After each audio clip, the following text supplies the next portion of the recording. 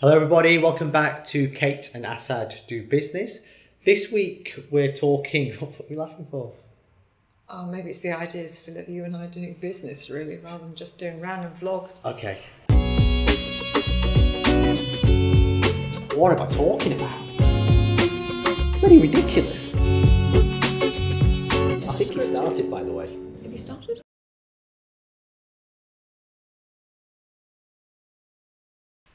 Hello everybody, welcome back to Kate and Assad Do Business. This time our topic of choice is going to be when to call it quits and when to know when to call it quits. So this is one for Kate. So over to you. Thanks.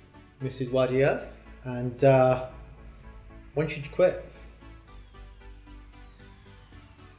I suppose my take on that would be that I'll talk about when to call it quits with a particular idea. With an idea. Okay. Because one thing that I do believe is that to create good ideas, you probably have to have a ton of bad ideas. I'd agree with that. Yeah. Because, well, I know that in my experience, the best work I have done myself, and in particular when you're kind of sparring off against somebody else, and possibly a bit like you and I do, but I can think of some of our great colleagues who we have a lot of fun and a lot of exploratory time thinking about business ideas, or maybe it's service ideas, or maybe it's product ideas, tech ideas in our world that might or might not be a thing. And it's only through having that kind of engaging conversation, that dialogue, discussion, whether that's at a commercial level or a tech level or whatever, that you hit upon ideas. Now, sort of by definition, along with a few winners, you're going to come up with some bad ideas. So kind of extrapolate that argument, and you then get to a point where some of those bad ideas you take to market, or at least to design or to test the market. And I think a general moral of business has got to be that people tend to sink good money after bad, even if we think of money as being time investment, right? Or reputational investment or whatever. So you got to get going on stuff. And chances are our natural tendencies are going to be to keep battering an idea because it might still work. We've already sunk funds. Or sunk time. So where's that line? Where to draw? Where to draw the line? And it's not one I've got the answer to. But it's again a question for us and for everybody, which particularly in a small environment, I think you are wise to consider up front and be pretty ruthless about drawing a line somewhere. And having no shame in doing so as well. That was a bad idea, I'm exiting now. So, I agree with what you're saying there. To me, that comes down to decision making, then, doesn't it? Because I'm trying to think of an example. So you have, you go to a property auction and you do your research before you turn up at this auction. You visit the property, you look at your finances, and you say, right, I can afford 100 grand. All of a sudden, the heat of the auction, people are bidding left, right, centre with the cards, phones going off, 99, 100, 101, 102. Should you lift your hand up? Should you always, another 2 grand, it's only another 3 grand before you know it's another 5 cents, 15, you're quite right. Auction's a great analogy. So what's happened is you've done your research, but all of a sudden, there's something inside of you, using the auction analogy, maybe the environment, or there's something you think, okay, I can still do this, but you've already decided you're not going to go past 100 grand. And exactly the same in business. That's your line. That's your line in the sand. Your point of no return. you're not your point of no return, but you're lying in the sand, and that you're not going to go past that. So then it comes to decision making. Yeah, I just thought and how being I do that firm in your belief. And sorry, I just thought what I actually do in practice. Okay. To sort of share that we actually do.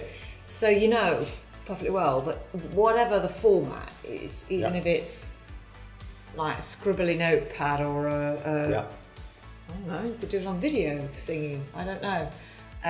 I make everybody whose ideas want to, are asking for our support, do a business case, right? Yeah. The tactic I've developed for myself to try to, which hadn't occurred to me actually before we started off here. I don't care about the format, do I? But I make everybody who's asking for our support with an idea do a business case. Yeah. Myself included. Yep. And I think in the early days you found that hard to get. Why am I bothering with all this like apparent planning? Because we're not going to we're going to deviate from that. Yep. And I sort of say, well, I don't necessarily care about that. Mm-hmm. The point is, if I'm asking one of our guys, Michael, Tony, or James, or somebody to come up with an idea, and I'm saying, well, is this a good idea? Mike, I don't know. Is that a good idea? Bad idea? So do a plan. Yeah. And why do we do that? Because actually the tactic I realise I'm doing that is I'm setting a parameter, right? I'm saying this is how far we're prepared to go. Yeah. And that's the tactic I'm using, I realise. That's what I'm doing. Because I go back to that, and I'm not going to put it on the table every time we meet. Yeah. But I am going to use it to say, let us be absolutely clear where we are heading and where we are not heading. Because of that really human thing. You're in the auction, you want to go, oh, God, just, I don't know. But then that surely, it does fit, but there's so many different levels to this though, because you watch Dragon's Den, and I don't know if you watch it, but if you watch Dragon's Den, I've not seen it for a while. I used to, I've got bored with it. Yeah, it is a bit boring, but someone goes in with an idea, they've spent 400 grand, they've mortgaged their house, 4 dragons sat there, all say, don't put any more money into this, it's ridiculous, it's rubbish, it's never going to work. Yeah. That individual then has a decision to make. So does he listen to the 5 dragons, or does he carry on wasting his money? Yeah. So, but you also hear the flip side of that on Dragon's Den is sometimes you hear these stories. Brilliant to see some stats on that, wouldn't it? Well, sometimes you hear the stories that they continued with their passion, their dream, and they went forward, and now that business is worth 25-100 million pounds, and the dragons have lost out. Yeah. So how do you know which way it's going to go? Or do you? Is there a way? Is there a formula? And that's the point. You've got to take a decision. Do you continue or do you don't? Yeah. And I just think in general, as human beings, for all these reasons, sorry, I say human beings instead of human beings. Well, I do. Random. It's fun, forgive me, human beings. Okay. As human beings, I'll go with that now, we tend to think good money after bad. Yeah.